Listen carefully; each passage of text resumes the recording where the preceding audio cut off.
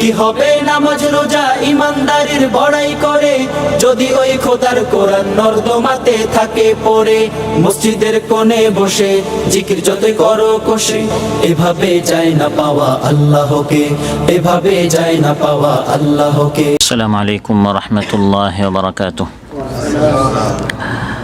আলহামদুলিল্লাহিল আজিজিল হামিদ যিল আরশিল মাজিদ ওয়াল বাতশিশ শাদীদ আল ফাআল lima ইউরিদ وأشهد أن لا إله إلا الله وحده لا شريك له إقرارا له بشهادة التوحيد وأشهد أن سيدنا ونبينا محمدا عبد الله ورسوله المبعوث بالوعد والوعيد صلى الله تعالى عليه وعلى آله وصحبه المكرمين بالتأييد.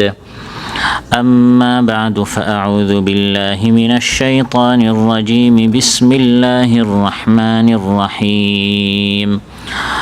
وما أعجلك عن قومك يا موسى قال هم أولئك على أثري وعجلت إليك رب لترضى قال فإنا قد فتنا قومك من بعدك وأضلهم السامري فرجع موسى إلى قومه غضبان أسفا قال يا قوم ألم يعدكم ربكم وعدا حسنا أفطال عليكم العهد أم أردتم أن يحل عليكم غضب من ربكم فأخلفتم موعدي قالوا ما أخلفنا موعدك بملكنا ولكننا حملنا أوزارا من زينة القوم فقذفناها فكذلك ألقى السامري فأخرج لهم عجلا جسدا له خوار فقالوا هذا إلهكم وإله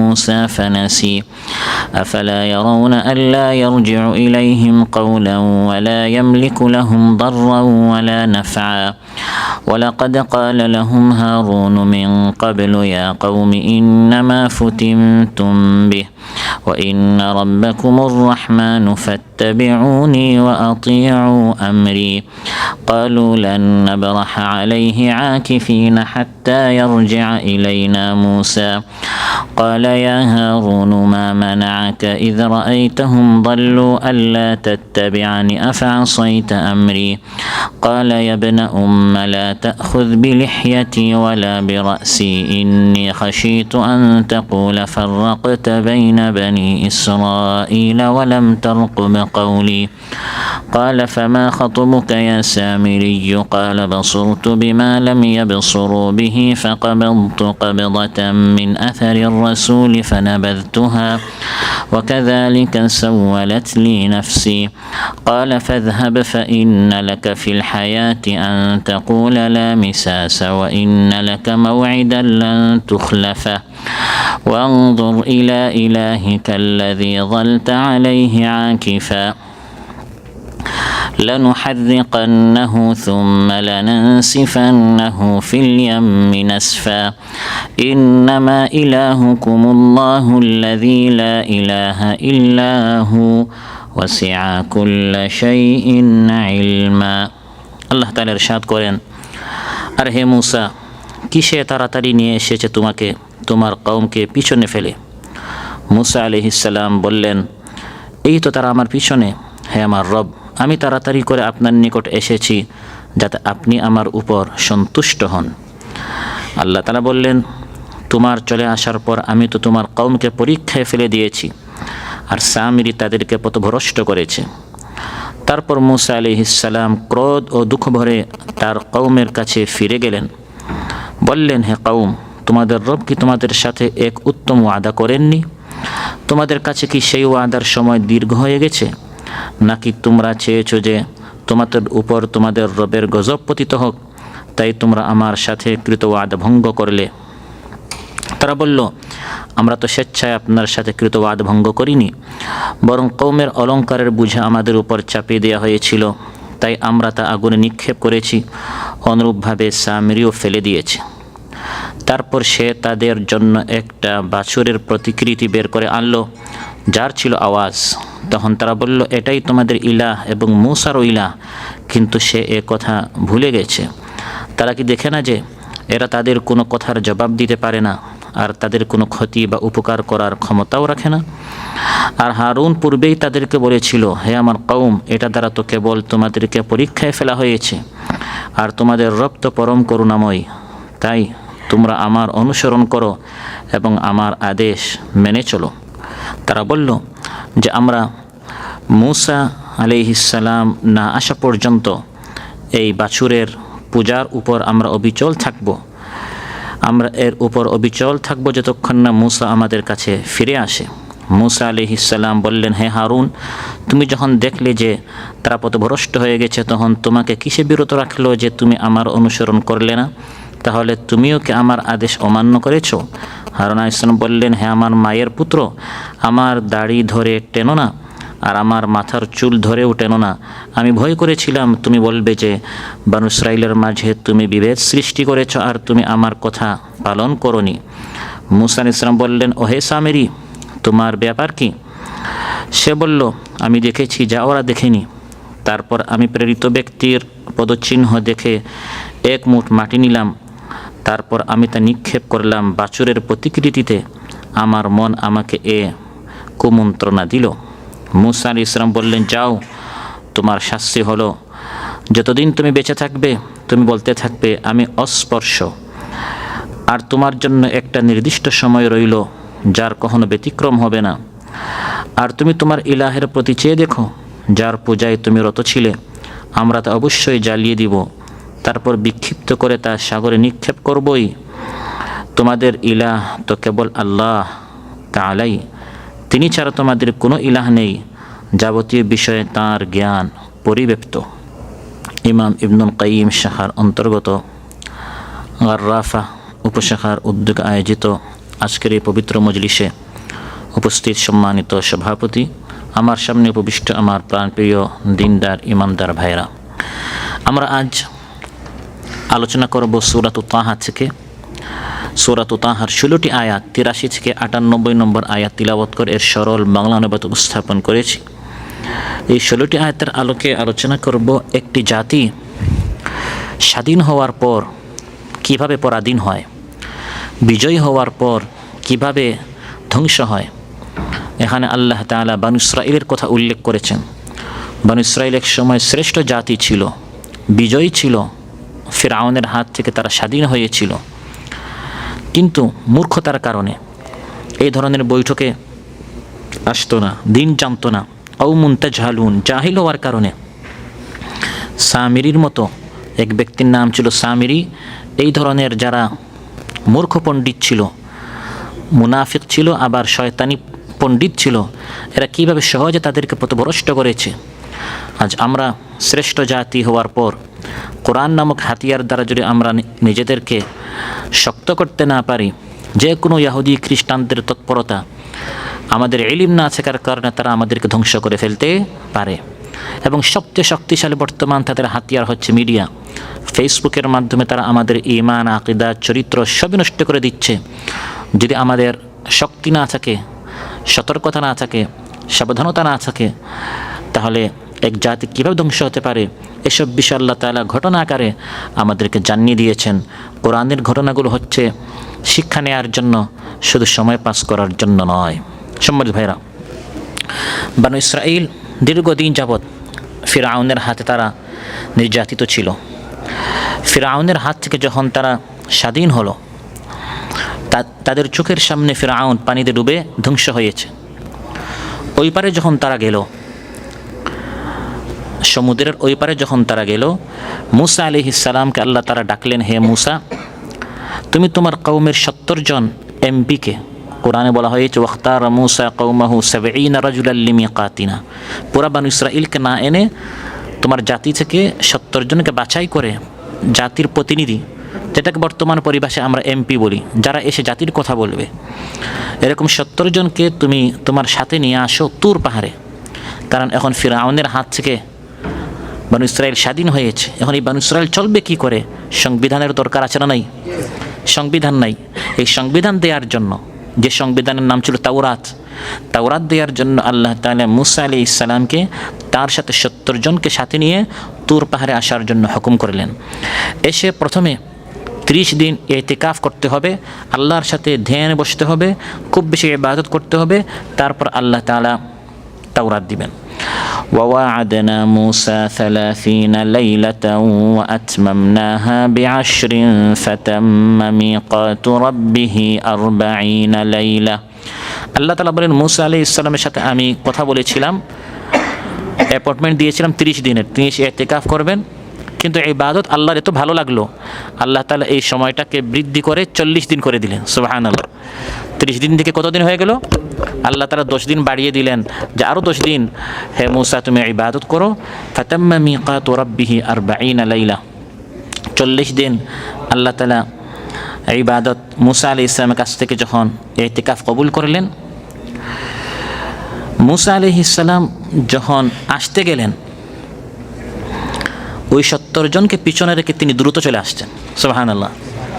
বনু ইসরাইল যখন ওই পারে ফিরআউনের হাত থেকে নাজাত পেল, আল্লাহ তাআলা বললেন হে মূসা তুমি 70 জনকে নিয়ে আমার নিকট আসো তাওরাত নেওয়ার জন্য। তিনি আল্লাহর সাক্ষাতের জন্য এত খুশি হলেন, বনু ইসরাইলকে পিছনে রেখে তিনি দ্রুত আল্লাহর নিকট পৌঁছে গেলেন। সুবহানাল্লাহ। আল্লাহ তাআলা মূসা আলাইহিস সালামকে প্রশ্ন করলেন ওয়ামা আ'জালাকা আন কওমিকা ইয়া মূসা। হে মূসা তোমার সাথে না তোমার জাতীয় প্রতিনিধিদেরকে সাথে আনার কথা ছিল, ওমা আ'জালাকা আন কওমিক তোমার কওম থেকে এত দ্রুত তুমি আমার নিকট চলে আসলে কেন? মূসা আলাইহিস সালাম জবাবে কি বললেন? ক্বালা হুম উলাই আলা আসারি ওয়াজিলতু ইলাইকা রাব্বি লিতারদা। হে আল্লাহ তারা আমার পিছনে আসছে, কিন্তু আমি দ্রুত চলে আসছি যাতে করে আপনি আমার উপর সন্তুষ্ট হয়ে যান। সুবহানাল্লাহ। আল্লাহ তাআলা ডাক দিয়েছেন আর আমি দেরিতে আসব, এমন হতে পারে না। বরং হে আল্লাহ আপনি আমাকে ডেকেছেন, এই জন্য আমি খুব তাড়াহুড়া করে দ্রুত আমি আপনার সামনে এসে হাজির হয়ে গেছি। ঘটনা আমরা উল্লেখ করব, প্রতিটা বাক্য থেকে অংশ থেকে আমরা কি শিখলাম সেই শিক্ষণীয় বিষয়গুলো আমাদের বের করতে হবে। ভালো কাজে নেকির কাজে শৈথিল্যতা করব, পিছনে থাকবো, গড়িমসি করব না প্রতিযোগিতা করব? মূসা আলাইহিস সালাম এটা বলেননি 70 জন আপনারা যান, আমি দেখি আমার এখন একটু ঘুম বাকি আছে, একটু আমার ডিউটি বাকি আছে, একটু আমার খাবারটা বাকি আছে, ফ্যামিলিকে আর একটু সময় দিতে হবে, তারপর দেখি আগামীকাল সকাল হোক বা রমজানটা শেষ হোক। নাকি আমরা এগুলো করি কিনা? যে ভাই এখন ঠান্ডা বেশি, ঠান্ডা শেষ হোক, বাতাস একটু কমুক, গরমটা একটু যাক, ওই করতে করতে দেখা যায় আমরা ভালো কাজে দিনের কাজ আমরা পিছনে থেকে থাকি। অথচ মূসা আলাইহিস সালাম কি করলেন? ওয়াজিলতু ইলাইকা রাব্বি লিতারদা। তিনি তার কওম এখনো পিছনে, তিনি সবার আগে এসে আল্লাহর সামনে তুর পাহাড়ে হাজির। وسارعوا إلى مغفرة من ربكم وجنة عرضها السماوات والأرض أعدت للمتقين। আল্লাহ তাআলা বলেন আল্লাহর মাগফিরাতের দিকে আর জান্নাতের দিকে, যে জান্নাত এর প্রশস্ততা হচ্ছে আসমান জমিন এর বরাবর, এই জান্নাতের দিকে ওয়াসারিউ প্রতিযোগিতা করো। সুবহানাল্লাহ। দুনিয়ার দিকে, দুনিয়াটাকে আঁকড়ে ধরো না, আখিরাত থেকে বিমুখ হয় না, বরং আখিরাতমুখী হও, আখিরাতের দিকে প্রতিযোগিতা করো। আল্লাহর পক্ষ থেকে যখন হাইয়া আলাস সালাহ, হাইয়া আল ফালাহ করে আহ্বান করা হয়, তখন পিছনে পিছনে থেকো না, বরং ওয়াজিলতু ইলাইকা রাব্বি লিতারদা। হে আল্লাহ আমি সবার আগে চলে আসছি, আমি সবার আগে এসেছি, এটা দেখে যাতে করে আপনি আমার উপর সন্তুষ্ট হয়ে যান। লা তারকানান্না ইলাদ দুনিয়া ওয়া মা ফিহা ফাল মাউতু লা শাক্কা ইউফনিনা ওয়া ইউফনিহা ওয়া'মাল লিদারিন গাদান রিদওয়ানুন খাজিনুহা ওয়াল জারু আহমাদু ওয়ার রাহমানু নাশিহা। দুনিয়াকে আঁকড়ে ধরো না, কারণ যে দুনিয়ার প্রতি তুমি আকৃষ্ট হচ্ছ একদিন মৃত্যু এসে এই দুনিয়া থেকে তোমাকে আলাদা করে দিবে। এমন এক স্থানের জন্য আমল করো, এমন জান্নাতের জন্য যার দেখাশোনার দায়িত্ব হচ্ছে ফেরেশতা রিদওয়ান, আর যার প্রতিবেশী হবে রাসূলুল্লাহ সাল্লাল্লাহু আলাইহি ওয়াসাল্লাম, আর যার নির্মাতা হচ্ছেন স্বয়ং আল্লাহ তাআলা। সুবহানাল্লাহ। সেই জান্নাতের দিকে প্রতিযোগিতা করো। দুনিয়ায় আমি আরও 2টা প্লট বানাই, আরও 2টা জমিনের মালিক হই, আরও 2টা দোকানের মালিক হই, ওই দুনিয়ার জন্য প্রতিযোগিতা না করে ওয়াজিলতু ইলাইকা রাব্বি লিতারদা, আল্লাহর কাছে কত দ্রুত উত্তম স্থান জান্নাতে উঁচু মর্যাদা কীরকম লাভ করতে পারি সেই প্রতিযোগিতা আমাদের করতে হবে। নবীদের এই কাহিনীগুলো থেকে আমরা এই শিখলাম। ফাস্তাবিকুল খায়রাত, আল্লাহ তাআলা বলেন ভালো কাজে প্রতিযোগিতা করো, কে কার চেয়ে বেশি। আমার ভাই 10 সূরা মুখস্থ করে ফেলেছে, আমি কেন পারবো না? আমার ভাই প্রতি মাসে আল্লাহর পথে খরচ করে 15 রিয়াল, 20 রিয়াল, 50 রিয়াল, আমি কেন পারবো না? ভালো কাজে প্রতিযোগিতা করা। রাসূলুল্লাহ সাল্লাল্লাহু আলাইহি ওয়াসাল্লাম ইরশাদ করেন, তিরমিজিতে এসেছে, বাদিরু বিল আমালি সাবআ, 7টি জিনিস আগে বেশি বেশি করে নেক আমল করো, প্রতিযোগিতা করো। হাল তানতাযিরুনা ইল্লা ফাকরান মুনসিয়া, 7টি জিনিসের মধ্যে প্রথম হচ্ছে এমন অভাব অনটন আসার আগে যে অভাব অনটন তোমাকে সব ভুলিয়ে দিবে। ভালো কাজ করার সময় নাই, এত অভাব অনটন, কাজ করতে করতে করতে করতে সময় শেষে আমল করবেন কখন? ওই বিপদ আসার আগে বেশি করে নাকি আমল করেন। আও গিনান মুতগিয়া, বা খুব বেশি অঢেল সম্পদ আল্লাহকে ভুলিয়ে দেয়, মানুষকে অহংকারী বানিয়ে দেয়, ওই বেশি সম্পদের মালিক হওয়ার আগে ভালো কাজ বেশি করে করো। আও মারাদান মুফসিদা, বা এমন অসুস্থতা মস্তিষ্ক নষ্ট করে দেয়। আও হারামান মুফান্নিদা, এমন বার্ধক্য বিছানায় একবারে শুয়ে দিয়ে আপনার জীবনটা ধ্বংস করে দেয়। আও মাউতান মুজহিজা, এমন মৃত্যু একবারে আপনাকে নিঃশেষ করে দিবে। আও দাজ্জাল ফাশাররু গাইবিন ইউনতাযার, বা দাজ্জাল আসার আগে সে হচ্ছে সবচেয়ে নিকৃষ্ট অনুপস্থিত, সে আসলে এটা হচ্ছে মানুষের জন্য সবচেয়ে বড় ফিতনা, পরীক্ষা। আও ইসসাআ, বা কিয়ামত আসার আগে। ওয়াসসাআতু আদহা ওয়া আমার, কারণ কিয়ামত হচ্ছে সবচেয়ে ভয়ঙ্কর প্রলয়ের দিন, বিপদের দিন। এই 7টি জিনিস আসার আগে এখনও আসে নাই, এখন আপনি যুবক আছেন, এখনও সুস্থ আছেন, এখনও কিয়ামত আসে নাই, এখনও দাজ্জাল আসে নাই, এখনও বিছানাবন্দি হন নাই, বেশি করে নাকি আমল করেন, প্রতিযোগিতা করেন। সুবহানাল্লাহ। বাদিরু বিল আমালি ফিতানান কাকিতাইল লাইলিল মুযলিম ইউসবিহু আর-রাজুলু মুমিনান ওয়া ইউমসি কাফিরা ওয়া ইউমসি মুমিনান ওয়া ইউসবিহু কাফিরা ইয়াবিউ দীনাহু বিআরাদিন মিনাদ দুনিয়া। সহিহ মুসলিমের বর্ণনা। এই সকল ফিতনা আসার আগে বেশি বেশি করে নেক আমল করো, যে ফিতনার কারণে সকালে মানুষ ইমানদার হয়, সন্ধ্যায় কাফির হয়ে যায়, সন্ধ্যায় ইমানদার ও সকালে কাফির হয়ে যায়। বর্তমানে এই সকল সোশ্যাল মিডিয়ার কারণে এক ফটো দেখে, এক ভিডিও দেখে, এক লেকচার দেখে অনেক সময় মানুষ তার ইমান নষ্ট হয়ে যায়।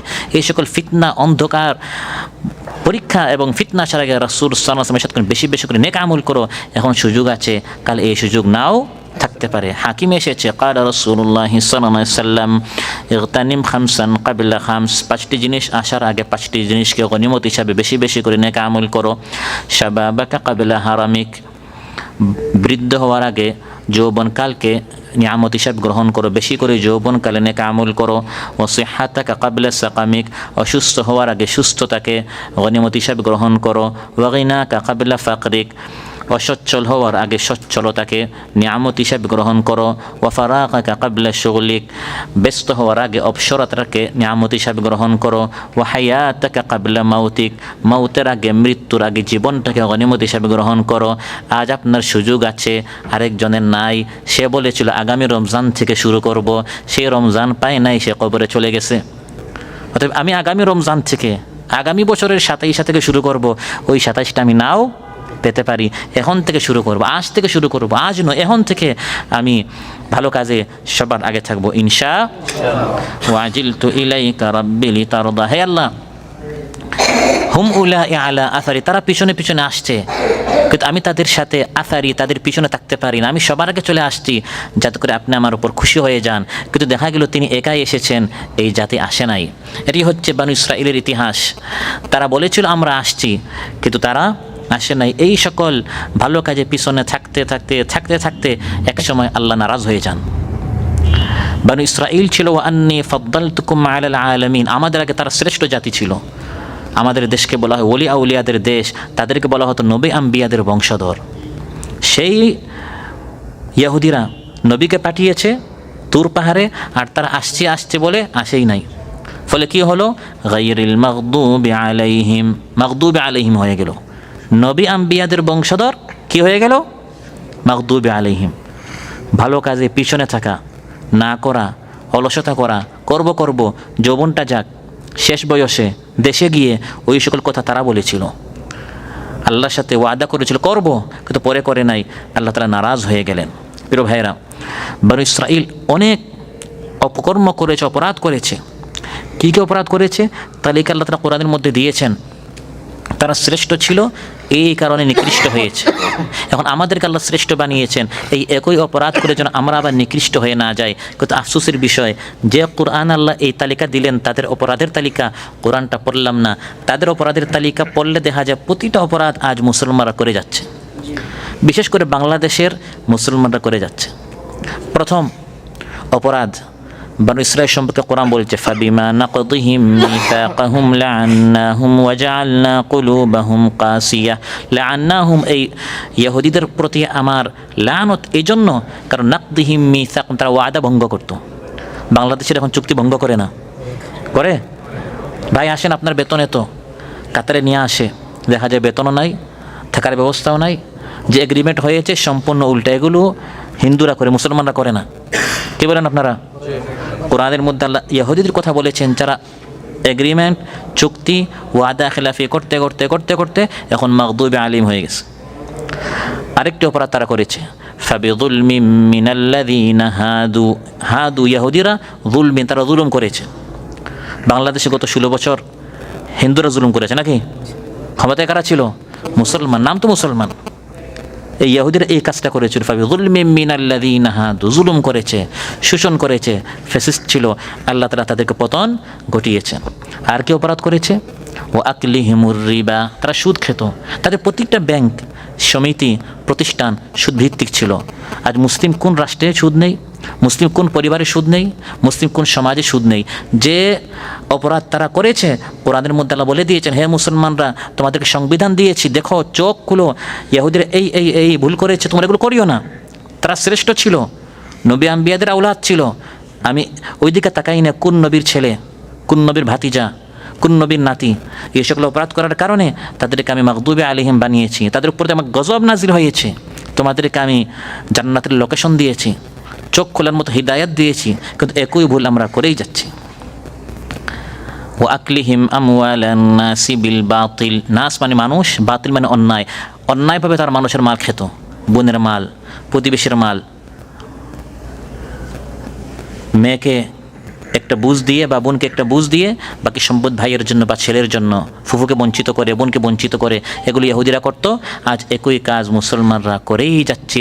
এই সকল কারণে তারা নিকৃষ্ট হয়েছিল।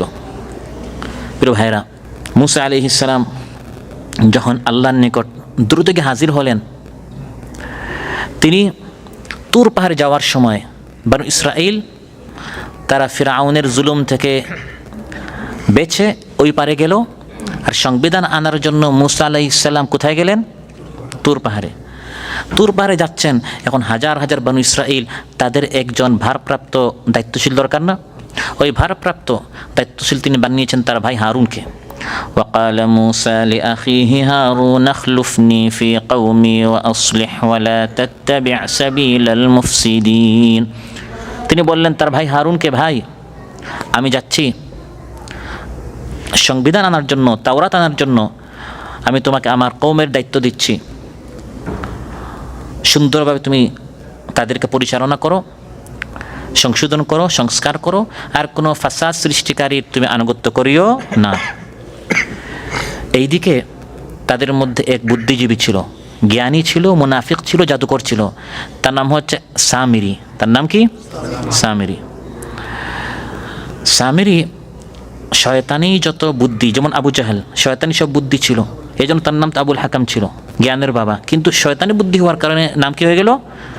এই ধরনের আবু জাহেল আপনার সেই যুগে ছিল সামিরি, বর্তমানে আমাদের সমাজে আছে। আবু জাহেল, আবু লাহাব, উতবা, শাইবা, কারুন, ফিরাউন, এগুলো শুধু নাম, এগুলো চরিত্র। আপনি যখন দিনের কাজ করবেন এগুলো আপনার সামনে চলে আসবে। তো সামিরি কী করলো? বনু ইসরাঈল যখন তারা মিশর থেকে বের হয়, মিশরীদের অনেক আমানত তাদের কাছে ছিল, অনেক স্বর্ণ অলংকার তাদের নিকট ছিল আমানত হিসাবে। আবার ফিরাউন যখন ডুবে যায়, ডুবার সময় ফিরাউনিদের সাথে অনেক অলংকার ছিল। ওই ফিরাউনিদের অলংকার ডুবার সময় এগুলো গনিমত হিসাবে বনু ইসরাঈল পেয়েছে। আবার মিশর থেকে যখন বনু ইসরাঈল বের হয়ে আসে, তখন তাদের সাথে ওই মিশরীদের দাঁড় নেওয়া অনেক অলংকার ছিল। এগুলো কি করতে হবে? তাদের জামানায় গনিমত খাওয়া হারাম ছিল, এখন এগুলো জ্বালিয়ে দিতে হবে। আর দার হিসাবে তারা মিশরীদের কাছ থেকে যে ঋণ নিয়েছিল স্বর্ণ, এগুলো তো ফেরত দেওয়ার কোনো উপায় নেই, কারণ মিশরীরা এখন কোথায়? ডুবে সবাই মারা গিয়েছে। এখন এগুলো থেকে দায়মুক্ত হওয়ার সিস্টেম কি? বলা হলো যে তোমরা এগুলি সব এখানে জমাও এবং এগুলি সব এখন জ্বালিয়ে দেওয়া হবে। অলংকারগুলো জ্বালিয়ে দেওয়ার সিদ্ধান্ত হলো। এই দিকে এই সামির কী করলো?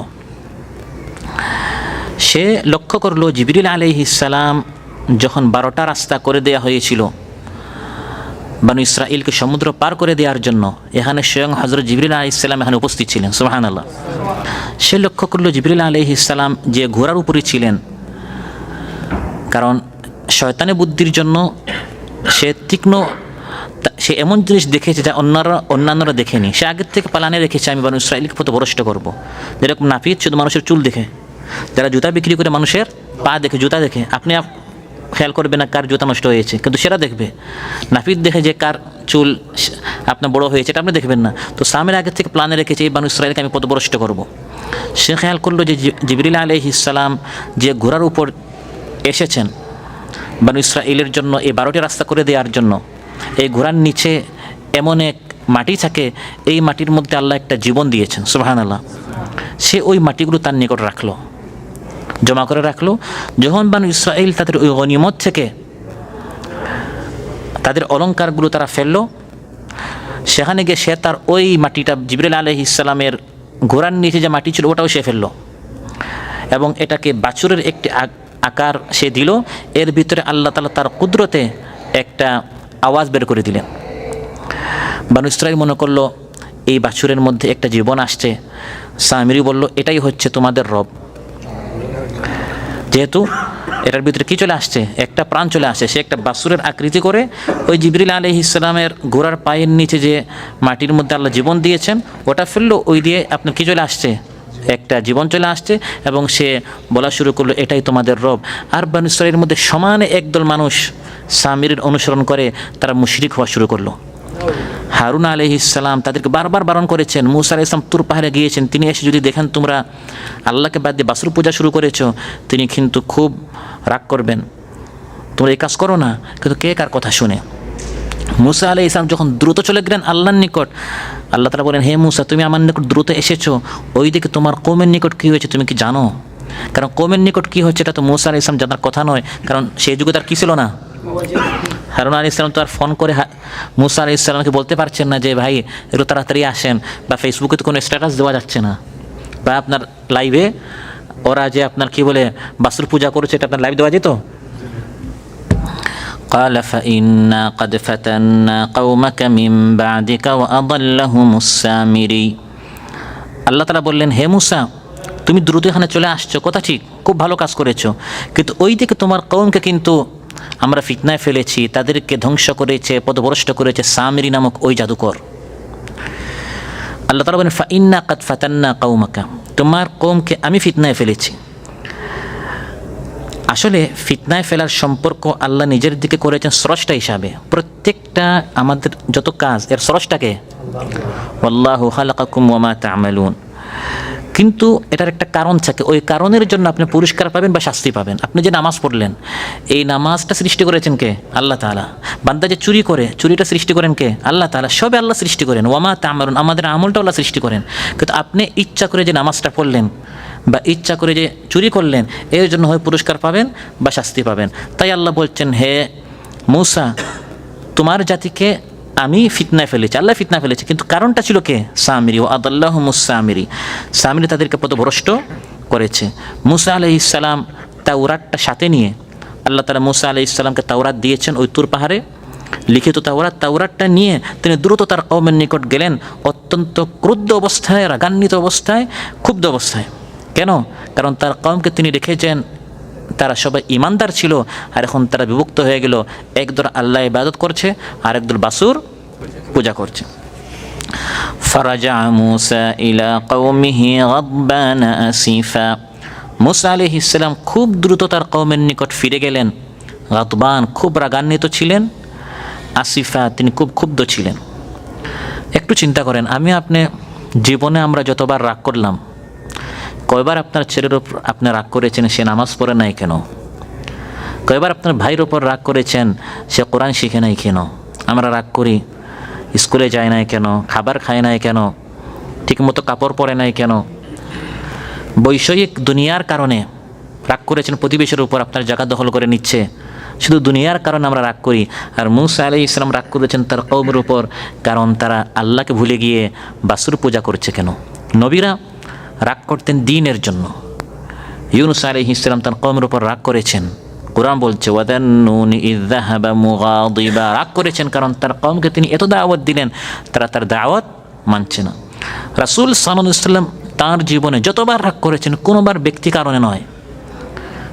ইহুদি এসে তার জামা ধরে টান মেরেছে, এখানে লালচিন হয়ে গেছে, রাসূল সাল্লাল্লাহু আলাইহি ওয়াসাল্লাম মুচকি হাসি দিয়েছেন, সুবহানাল্লাহ। ব্যক্তির জন্য তিনি রাগ করেন নাই। সেই নবী বদরে গিয়েছেন, উহুদে গিয়েছেন, কারণ সেখানে আল্লাহর জন্য তিনি তলবারি হাতে নিয়েছেন, সুবহানাল্লাহ। ব্যক্তির জন্য তিনি কখনো রাগ করতেন না। মূসা আলাইহিস সালাম তুর পাহাড় থেকে গাদবান আসিফা, খুব রাগান্বিত হয়ে এসেছেন এই দ্বীনের কারণে। আমাদের দেশে ভাস্কর্যের পর ভাস্কর্য নির্মাণ করা হয়, আমার কাছে এটা কোনো বিষয়ই না। জিন্নাবি বিচার হচ্ছে এটা সাধারণ বিষয়, ধর্ষণ করা হচ্ছে নর্মাল বিষয়, কোরআনের বিধান মুছে দেওয়া হচ্ছে, এটা কোনো বিষয় না। হ্যাঁ, আমার ব্যক্তির স্বার্থের উপর যদি কেউ আঘাত হানে, আমি বলি এখন আমাকে চিনে নাই। ব্যক্তির জন্য আমি রাগ করি, কিন্তু দ্বীনের জন্য আমার ভিতরে কোনো পরিবর্তন আসে নাই, বুঝতে হবে আমার ঈমানের প্যারালাইসিস হয়ে গেছে। আর নবীরা রাগ করতেন কিসের জন্য? দ্বীনের জন্য।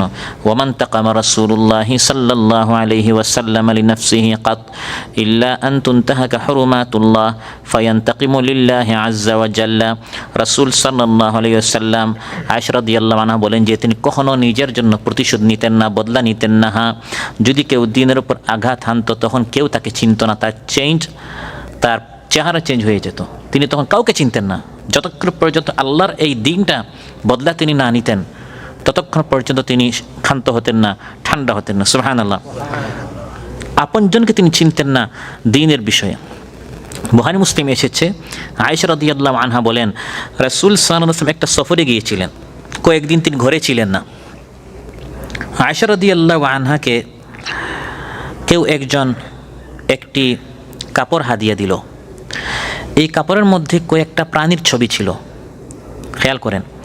আয়েশা রাদিয়াল্লাহু আনহাকে কেউ একটা কাপড় দিল, ওই কাপড়ের মধ্যে প্রাণীর কিছু কি ছিল? ছবি ছিল। আয়েশা রাদিয়াল্লাহু আনহা কী করলেন, কাপড়ের এই যেখানে প্রাণীর ছবি আছে এটা তিনি তার রুমে কক্ষে পর্দা আকারে তিনি এটা টাঙ্গায় রাখলেন। রাসূল সাল্লাল্লাহু আলাইহি ওয়াসাল্লাম যখন সফর থেকে ফিরে আসলেন, কাদিমা রাসূলুল্লাহি সাল্লাল্লাহু আলাইহি ওয়াসাল্লাম মিন সাফারিন ওয়া ক্বাদ সাতারতু সাহওয়াতান লি বিকরামিন ফিহি তামাসিল। বুখারী মুসলিমের বর্ণনা, রাসূল সাল্লাল্লাহু আলাইহি ওয়াসাল্লাম সফর থেকে ফিরে আসলেন, আমার রুমের জানালায় পাতলা কাপড়ের পর্দা আমি টাঙ্গিয়েছিলাম, তাতে ছিল প্রাণীর অনেকগুলি চিত্র। রাসূল সাল্লাল্লাহু আলাইহি ওয়াসাল্লাম দেখা মাত্রই খুব রাগান্বিত হলেন, খুব গুসা করলেন। তালাওয়ানা ওয়াজহুহু সাল্লাল্লাহু আলাইহি ওয়াসাল্লাম, চেহারার রং চেঞ্জ হয়ে গেল, লাল হয়ে গেল। কার প্রতি? স্ত্রীর প্রতি, আয়েশা রাদিয়াল্লাহু আনহার প্রতি। ইয়া আয়েশা, আশাদ্দুন নাসি আযাবান ইনদাল্লাহি ইয়াওমাল কিয়ামাহ আল্লাযীনা ইউদাহুনা বিখালকিল্লাহ, যারা আল্লাহর সৃষ্টির মতো সৃষ্টি তৈরি করে। এখানে প্রাণীর ছবি, এই ছবিটা জায়েজ নয়। হে আয়েশা, নবীর ঘরে কিভাবে এই ছবিগুলো আসলো?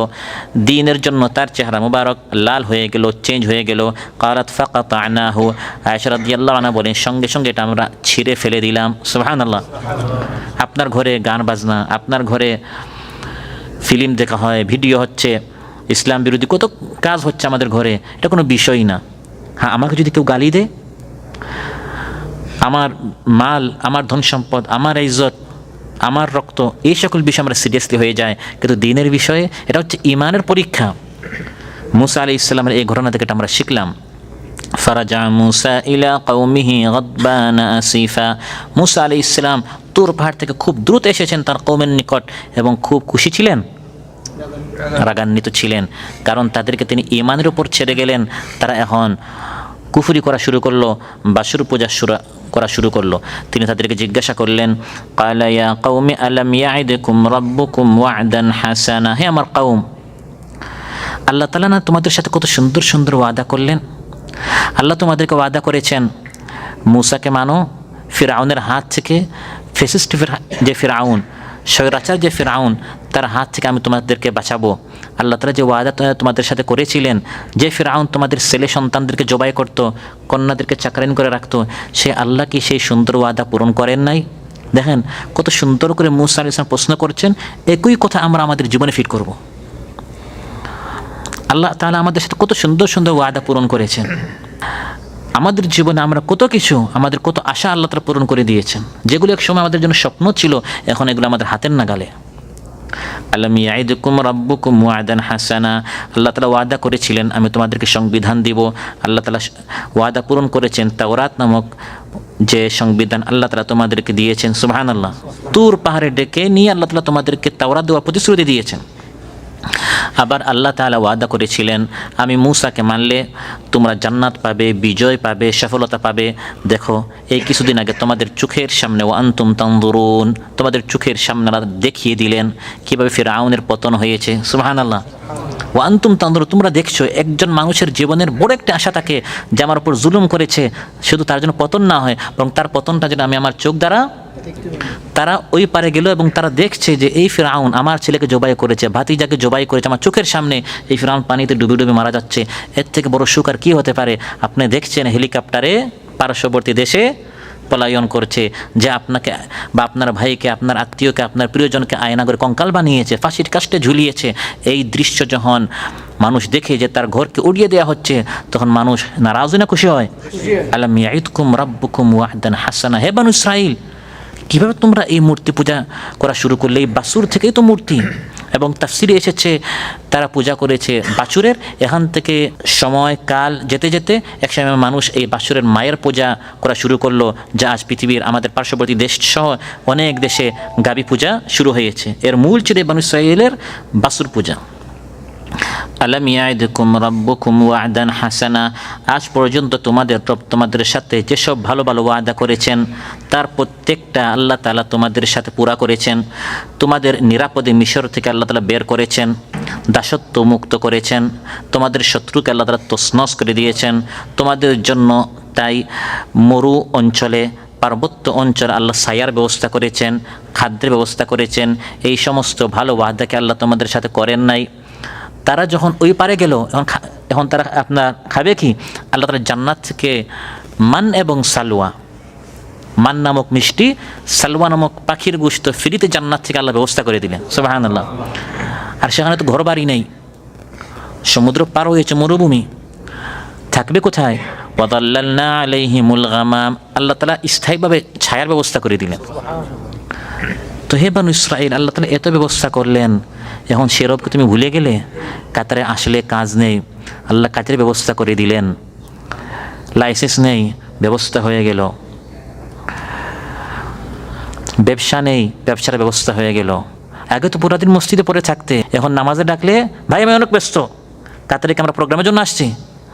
তুমি না এক সময় দোয়া চাইতে, আমরা লাইসেন্সের জন্য অনেক টেস্ট করছি কিন্তু আমি পাস করতে পারতেছি না, একটু দোয়া করেন।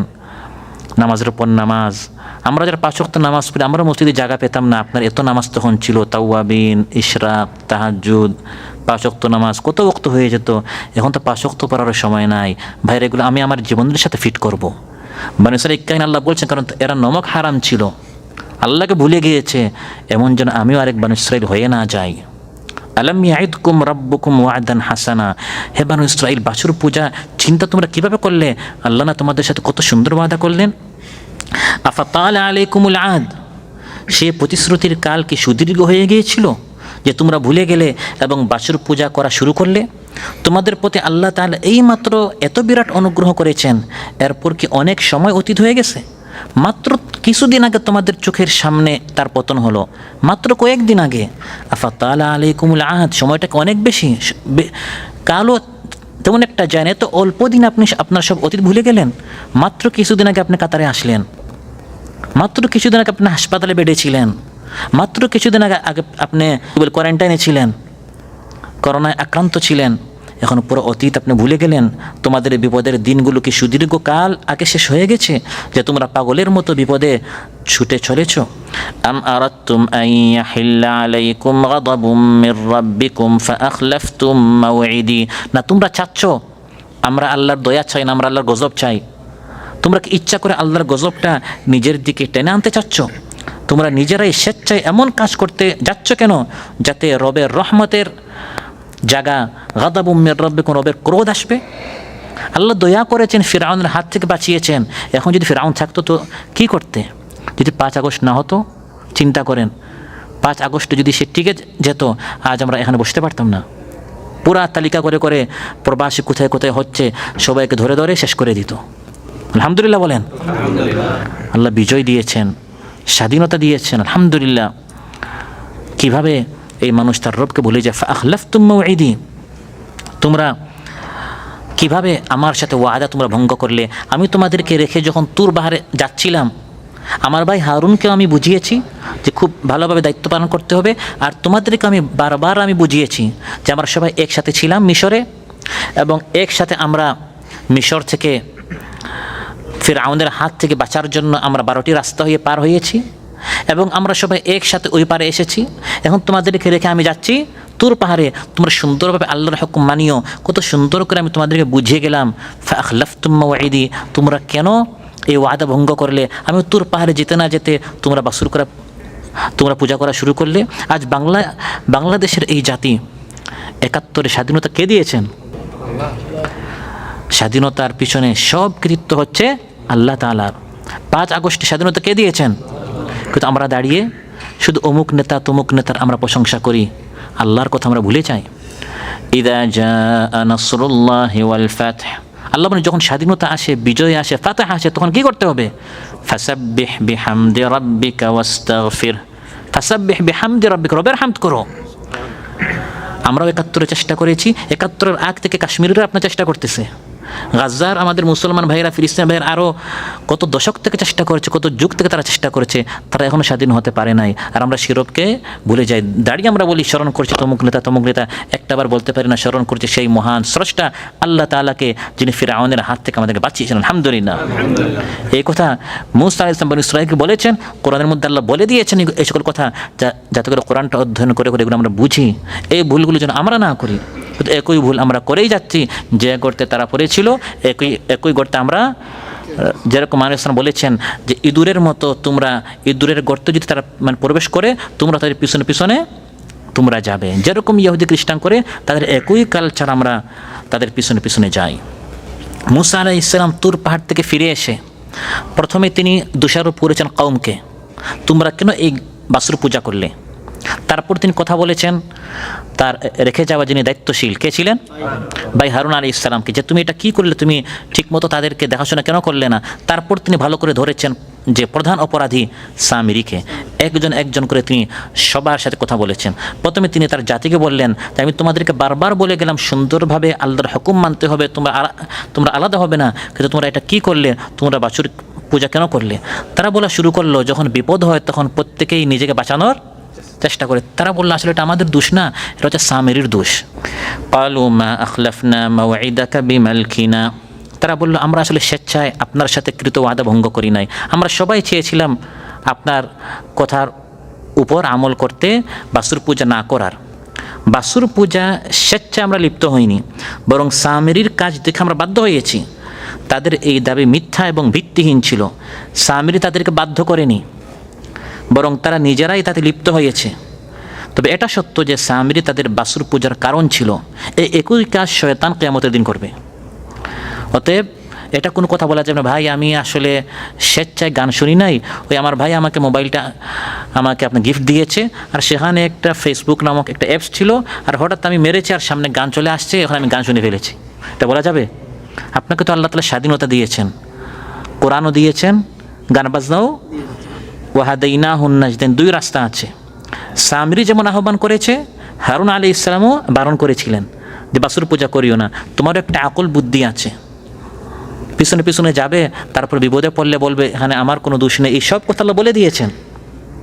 যেমন সাম্প্রতিককালে 5 আগস্টের পর প্রত্যেকে এখন অন্যের ওপর দোষ ফেলতেছে, এমনকি অনেকে আপনার তাদের নেত্রীর ওপরও দোষ ফেলতেছে, যেগুলো সব দোষ তার, পরস্পর দোষাদোষী। যখন কোনো একটা অর্জনও হয়ে যায়, প্রত্যেকে বলে এটা আমার অর্জন, আর বিপদে পড়লে বলে এটা অমুকের কারণে। তো যখন তারা বিপদে পড়লো, এখন বলছে যে এটা আমাদের কারণে নয়, ওয়ালাকিন্না হুম্মিলনা আওজারাম মিন জিনাতিল কওম, মূল কাহিনী হচ্ছে যে আমরা যখন মিশর থেকে আসি, মিশরে যখন আমরা একসাথে ছিলাম, তখন ওই মিশরীদের অনেক অলংকার আমাদের কাছে দাঁড় ছিল, দাঁড় হিসাবে আমরা নিয়েছিলাম, এখন এগুলো আমরা সাথে নিয়ে আসছি।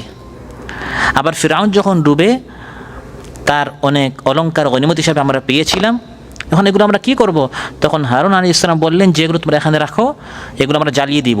ফাকাদাফনাহা, আমরা এগুলো নিক্ষেপ করলাম। ফাকাযালিকা আলকাস সামিরি, সামিরিও তার কাছে ওই লুকানো যেটা কি ছিল, মাটি ছিল, ওই মাটিটা সে নিক্ষেপ করলো। এবং ফাআখরাজা লাহুম ইজলান জাসাদান লাহু খুওয়ার, সামিরি সেই সমস্ত অলংকারকে গলিয়ে একটি এমন ধরনের বাছুর বানালো যার ভিতর হাওয়া প্রবেশ বাহির হওয়ার কারণে এক ধরনের শব্দ সৃষ্টি হতো। হাওয়া এইদিকে ঢুকতো, এইদিকে বের হতো, একটা আওয়াজ বের হলো। সেই শব্দ দ্বারাই সে বনী ইসরাঈলকে বিভ্রান্ত করলো। এই দেখো একটা আওয়াজ আসতেছে, তার মানে এটাই তোমাদের রব। মূর্খ জাতি, জাতি যখন অধ্যয়ন করে না, পড়ে না, যে কোনোভাবে তাদেরকে বিভ্রান্ত করা যায়। পড়লে জ্ঞান হচ্ছে আলো, তারা পড়ে নাই, জ্ঞান অর্জন করে নাই, বলেছে বাসুর হচ্ছে তোমাদের রব, তারা বাসুর পূজা করলো। ইঁদুর হচ্ছে রব, আর ইঁদুরের কিছু মানুষ কী করে, পূজা করে। মসজিদের সম্মানার্থে আমরা বলছি না, কিছু মানুষ প্রস্রাবের জায়গারও কী করে, আপনারা দেখেছেন, এরকম আপনার কিছু মানুষ আছে, ওই অংশেরও তারা পূজা করে। অথচ এদের মধ্যে আবার ডাক্তারও আছে, ইঞ্জিনিয়ারও আছে, কিন্তু সত্য জানে না। আর আমরা হতে পারি এত বড় শিক্ষিত না হতে পারি, আল্লাহ তাআলা আলহামদুলিল্লাহিল্লাযী হাদানা লিহাদা, সঠিক হিদায়াত আল্লাহ তাআলা আমাদেরকে দিয়ে দিয়েছেন, আলহামদুলিল্লাহ। আমরা আল্লাহ তাআলাকে চিনতে পেরেছি। তো সে বললো এই হচ্ছে তোমাদের রব, আর তারাও পিছনে পিছনে বলা শুরু করলো, হ্যাঁ সেই আমাদের রব। ফাকাদাফনাহা ফাকাযালিকা আলকাস সামিরি, যারা সামিরির ফিতনায় জড়িয়ে পড়েছিল, এরই ছিল তাদের উযর। তাদের বক্তব্য ছিল আমরা অলংকার ছুড়ে দিয়েছিলাম, সেগুলো দেখে জাতির পথভ্রষ্ট লোকেরা বলতে লাগলো এটাই ইলাহ। ফাআখরাজা লাহুম ইজলান জাসাদান লাহু খুওয়ার, একটা বাছুরের প্রতিকৃতি বের করে আনলো যার হাম্বা আওয়াজ করত, তার একটা আওয়াজ ছিল। ইবনে আব্বাস রাদিয়াল্লাহু আনহুমা বলেন এর শব্দ তো আর কিছুই নয়, বাতাস এর পিছন দিক দিয়ে ঢুকতো, সামন দিক দিয়া বের হতো, তাতেই আওয়াজ বের হতো। আর মূর্খরা এটা উযর হিসাবে পেশ করলো যে এই আওয়াজ শুনে আমরা ভাবলাম যে এই বাছুরের আওয়াজ আছে, তার মানে সেই হচ্ছে আমাদের রব। ফাকালু হাযা ইলাহুকুম ওয়া ইলাহু মূসা, তারা বলাবলি শুরু করলো এই হচ্ছে তোমাদের ইলাহ আর তোমাদের মূসার ইলাহ। ফানাসি, মূসা আসলে ভুলে গিয়েছে যে এই হচ্ছে তোমাদের ইলাহ, এজন্য সে তার রবকে খুঁজতে বের হয়েছে তুর পাহাড়ে। নাউযুবিল্লাহ, কতটুকু দূর তারা পথভ্রষ্ট হয়ে গেল। তারা বলা শুরু করলো যে এই বাছুর হচ্ছে প্রকৃত রব, বাছুর এই রবের কথা মূসা আলাইহিস সালাম ভুলে গিয়ে তিনি কোথায় গিয়েছেন, তুর পাহাড়ে। বা মূসা আলাইহিস সালাম জানতেন যে এই বাছুর হচ্ছে তোমাদের রব, কিন্তু নাসিয়া, তিনি তোমাদেরকে বলতে ভুলে গেছেন। তিনি তুর পাহাড় থেকে আসলে তিনিও বলবেন এই বাছুর হচ্ছে রব। বা নাসিয়া মানে সামির ভুলে গিয়েছে তার অতীতের কথা, এখন কিভাবে সে অতীতে নির্যাতিত ছিল বনী ইসরাঈলের সাথে, আর এখন আল্লাহর সাথে শিরিক করছে। এভাবে তারা যখন বিভ্রান্ত হলো, তখন তারা এই গুনাহের মধ্যে, শিরকের মধ্যে তারা নিমজ্জিত হলো। এখানে সূক্ষ্ম একটা বিষয় দেখেন, এই যে বাছুরটা তারা বানালো, এটা শুরু হলো কিভাবে? বনী ইসরাঈল আসার সময় তাদের কাছে যে অলংকার ছিল, বা ফিরআউনের হাতে যে আপনার গনিমত ছিল, ওই গনিমতটা আপনার খাওয়া জায়েজ নয়। ওই গনিমত থেকে বাঁচার জন্য তারা সেটা ফেললো, তো গনিমত খাওয়া হারাম। ওই হারাম থেকে বাঁচতে গিয়ে তারা শিরকে লিপ্ত হয়ে গেল। তারা এই অলংকারগুলো যেগুলো গনিমত হিসাবে ফিরআউন ডুবার সময় তারা পেল, গনিমত খাওয়া তাদের জন্য হারাম, ওই হারাম আমরা খাবো না, এই জন্য এগুলো তারা নিক্ষেপ করলো। তো হারাম থেকে বাঁচতে গিয়ে নিক্ষেপ করে এটা যখন বাছুর হয়ে গেল, এখন তারা শিরকে কি হয়ে গেল। এরকম অনেক সময় আমরা সুন্নতের কাজ করতে গিয়ে আমরা হারামে লিপ্ত হয়ে যাই, হারাম থেকে বাঁচতে গিয়ে আমরা শিরকে চলে যাই। হাজারে আসওয়াদে চুম্বন দেওয়া কি সুন্নত, ওই সুন্নত কাজ করতে গিয়ে অনেকে কী করে, মানুষকে কষ্ট দেয়। আপনাদের একটু তো চেষ্টা করতে হবে, কিন্তু এবার ঠেলাঠেলি করে মারামারি করে এটা কি জায়েজ নয়।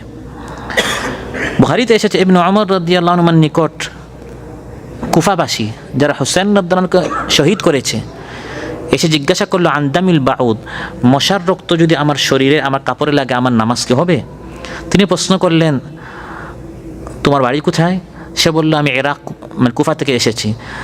তিনি বললেন, উনদুরু ইলা আহলিল ইরাক, এই দেখো ইরাকবাসী কুফাবাসী কেমন। কাতালু ইবনা বিনতি রাসূলিল্লাহ ওয়া হুম ইয়াসআলুনা আন দামিল বাউদ, রাসূল সাল্লাল্লাহু আলাইহি সাল্লামের নাতিকে হত্যা করে, সে শহীদ করে, এখন জিজ্ঞাসা করে যে ওখানে রক্তপাত করেছে কার? হোসেন রানহু। তার রক্ত ঝরিয়ে এখানে মশার রক্তের কথা জিজ্ঞাসা করে। মানে বড় কথা বাদ দিয়ে ওই ছোটোখাটো বিষয় নিয়ে চিন্তা করছে। ওই যে আরেকটা কাহিনী, এক ব্যক্তি তার গোপটা মুখটা উঁচা করে কি পান করছে? মদ পান করছে, যে আপনার গোপটা যদি মদে লেগে যায় এটা কী হয়ে যাবে? মাকরু হয়ে যাবে। তো তারা হারাম থেকে বাঁচতে গিয়ে বাসুর পূজা করছে, সেটা নিয়ে তাদের কোনো খবর নেই। আসলে এক একটা ঘটনা থেকে আমাদের অনেক কিছু শিক্ষণীয় বিষয় আছে। ছোটোখাটো মানে উল্লেখ করলে কোরআন তো হচ্ছে আমাদের জন্য হেদায়াত হিসাবে যদি আমরা গ্রহণ করতে যাই, অনেক কিছু হেদায়াতের রয়েছে। আল্লাহ তাআলা বলেন, এই বানু ইসরাঈল এত বোকা, এত বেওকুফ, তারা কি দেখে না এই যে তারা নিজের হাত দ্বারা একটা বাসুর বানালো, ভিতরে একটু আওয়াজ আসছে, বাতাসের আওয়াজের কারণে তারা মনে করলো এটাই তাদের রব। অথচ তারা কি বুঝে না যে এই বাছুরটি তাদের সাথে কোনো কথা বলে না, তাদের কোনো কথা শুনে না, তাদের কোনো কথার জবাব দেয় না। আল্লাহ হচ্ছেন তিনি উজিবু দাওয়াতাদ দাঈ ইযা দাআন, বান্দা আল্লাহর নিকট চাইলে আল্লাহ কি করেন? দোয়া কবুল করেন। এই বাছুরের নিকট গিয়ে যদি তারা তাদের মনের বাসনা আশা ব্যক্ত করে, আমি অসুস্থ, সুস্থ করে দাও, আমি রিজকের সংকটে আছি, রিজক প্রশস্ত করে দাও, সে কি তাদের কথা শুনে? সে কি জবাব দিবে? আফালা ইয়ারাউনা আল্লা ইয়ারজু ইলাইহিম কাওলা, তারা কি দেখে না যে এই বাছুর তাদের কোনো কথার জবাব দিচ্ছে না? কীভাবে তারা বাছুর পূজা করা শুরু করলো? এই জিনিসটা মাথায় ঢুকানোর জন্য ইব্রাহিম আলাইহিস সালাম কী করলেন? সব মূর্তি ভেঙে দিয়ে কোন মূর্তিকে রেখেছেন? কাবিরুম, বড়টাকে রেখেছেন। যখন তারা ফিরে আসলো, ইব্রাহিমের সঙ্গে জিজ্ঞাসা করলো, এই মূর্তিগুলোকে কে ভেঙেছে? তিনি বললেন, বড়টাই ভেঙেছে। যাও বড়টাকে তোমরা জিজ্ঞাসা করো। মূলত বড়টা ভাঙ্গে নাই, কিন্তু তারা তাদেরকে শিক্ষা দেওয়ার জন্য যে মূর্তি পূজা করা যায় না, তারা বললো আমরা বড়টাকে জিজ্ঞাসা করবো কী করে? মূর্তিকে আবার কথা বলে? ফাসআলুহুম ইন কানু ইয়ানতিকুন, তখন তিনি বললেন, বড়টা যদি কথাই বলতে না পারে, সবচেয়ে বড় মূর্তি, তিনি সব মূর্তি ভেঙে বড়টাকে কী করেন নাই? ভাঙ্গেন নাই, এবং ওই মানে বড়টার উপরে তিনি কোরালটি তিনি রেখেছেন। তিনি তাদেরকে বললেন, ওই বড়টাকে জিজ্ঞাসা করো, শেষ সবগুলোকে হতে পারে ভেঙেছে। তারা বলল, বড়টাকে আমরা জিজ্ঞাসা করবো কী করে? সে আমাদের কথা শুনে? তখন তিনি তাদেরকে ভালো করে ধরলেন, বড়টা যদি তোমাদের কথা নাই শুনে, তাহলে তোমরা পূজা করো কী করে? তোমরা গিয়ে বলো যে আমাদেরকে সন্তান দাও, রিজক প্রশস্ত করে দাও। সে তোমাদের এই ছোট্ট কথা শুনে না, তাহলে তোমাদের জীবনের সব আশা কী করে পূরণ করবে? এই কথাটা কোরআন থেকে বললাম। কিন্তু আজ অসংখ্য অগণিত মুসলমানরা মৃত শায়িত ব্যক্তির নিকট গিয়ে, ওলি আউলিয়াদের মাজারে গিয়ে কী করে? আমাকে সন্তান দেন, রিজক প্রশস্ত করেন, বিপদ থেকে উদ্ধার করেন। কোরআনের মধ্যে আল্লাহ বলেন যে তিনি তো আপনার সম্পর্কে একবারে বেখবর, তিনি আরেক জগতে, যে তিনি আপনার কোনো কথাই শুনছেন না। মাল্লা ইয়াস্তাজিবু লাহু ইলা ইয়াউমিল কিয়ামা, কিয়ামত পর্যন্ত তাকে ডাকলে সে আপনার ডাক শুনবে না।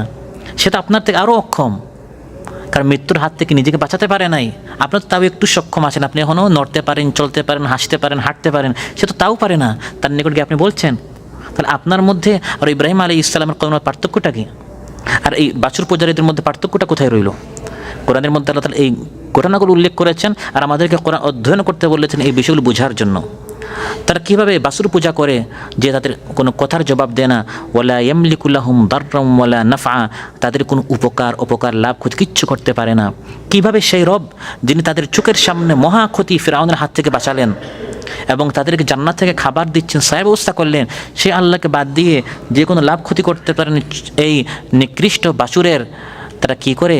এটা তো বাছুর নয়, বাছুরের একটা আকৃতি, এর তারা পূজা করে কীরকম শুরু করলো? লা ইয়ামলিকু লাহুম দাররাম ওয়ালা নাফআ, তাদের কোনো লাভ ক্ষতি কোনো কিছু তার হাতে নেই।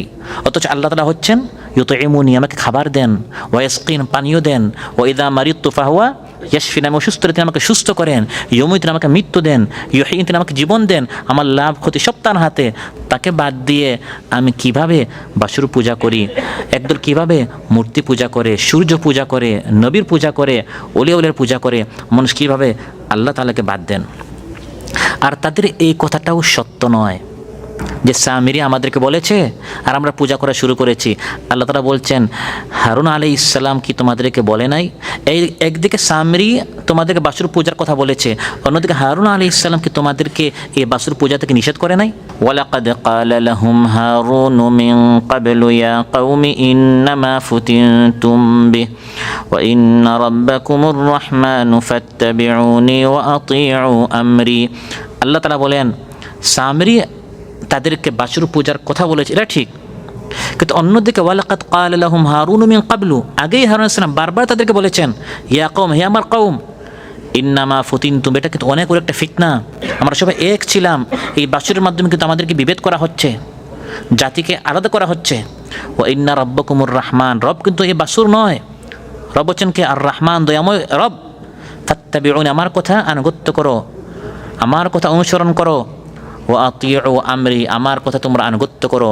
বারবার হারুন আলাইহিস সালাম কিন্তু সামিরির পাশাপাশি কী করেছেন? সে শয়তানের দিকে, জাহান্নামের দিকে, আর হারুন আলাইহিস সালাম আল্লাহর দিকে দাওয়াত দিয়েছেন। অন্যের উপর দোষ ফেলে আপনি কিয়ামতের দিন বাঁচতে পারবেন না, আল্লাহ ধরবেন।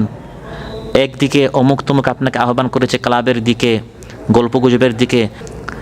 হারুন আলাইহিস সালাম যুগে যুগে আল্লাহ তাআলা প্রত্যেক কওমের মধ্যে এই ধরনের হারুন আল্লাহ তাআলা সৃষ্টি করেছেন, সুবহানাল্লাহ। যেখানে সামিরি আছে সেখানে হারুন আছে, যেখানে নমরুদ আছে সেখানে ইব্রাহিম আলাইহিস সালাম আছেন। আর জাতিকে আল্লাহ তাআলা কোরআন দেন, আয়াত দেন, কিতাব দেন, এখন আপনি কোন দিকে যাবেন আপনাকে আল্লাহ তাআলা স্বাধীনতা দেন। যখন হারুন আলাইহিস সালাম তাদেরকে বারবার আল্লাহর দিকে আহ্বান করলেন, তখন তারা বলেছিল, ক্বালু লান নাবরাহা আলাইহি আকিফিনা হাত্তা ইয়ারজিআ ইলাইনা মূসা, হে হারুন, আমরা তোমার কথা মানব না, আমরা এই বাছুরের পূজা করেই যাব মূসা আলাইহিস সালাম ফিরে না আসা পর্যন্ত। নাউযুবিল্লাহ, এই কথা তার আগে বলেছিল। ও উশরিবু ফি কুলুবিহিমুল ইজলা বিকুফরিম, কুফরির কারণে তাদের শিরায় উপশিরায় এই বাছুর পূজার মহব্বতটি ঢুকে গিয়েছিল। যেরকম আমাদের সমাজে অনেকের নেতা নেত্রীদের মহব্বত, ভালোবাসা এত ঢুকে যায়, নেতা নেত্রী যদি বলে ঘর পোড়াতে পুড়িয়ে ফেলে, জায়গা দখল করতে দখল করে ফেলে, খুন করতে খুন করে ফেলে, দর্শন করতে দর্শন করে ফেলে। নেতা নেত্রী যা বলে অন্ধভাবে সেটা কী করে? অনুসরণ করে। আল্লাহ তাআলা বলেন, হারুন আলাইহিস সালাম তাদেরকে বলেছিলেন বাছুর পূজা করিও না, কিন্তু এরা এমনভাবে অন্ধভাবে সামিরির অনুসরণ করে বাছুর পূজা শুরু করেছে, তাদের শিরায় উপশিরায় ওই বাছুরের পূজার মহব্বত ঢুকে গিয়েছিল। এই গেল জাতির সাথে কথা। তারপর এখন তিনি তার ভাই হারুনকে বলছেন, হে হারুন, আমি যাওয়ার সময় তোমাকে না বললাম যে আমি যাচ্ছি তুর পাহাড়ে, কওমকে একটু ভালো করে তুমি দেখবে। এই কি অবস্থা, তুমি যখন দেখেছো তারা বাছুর পূজা করেছে, তখন তুমি কি করেছো? এই কথা কে কাকে বলছে? এখন মূসা আলাইহিস সালাম কথা বলছেন তার ভাই হারুনকে। قال يا هارون ما منعك إذ رأيتهم ضلوا ألا تتبعني أفعصيت أمري।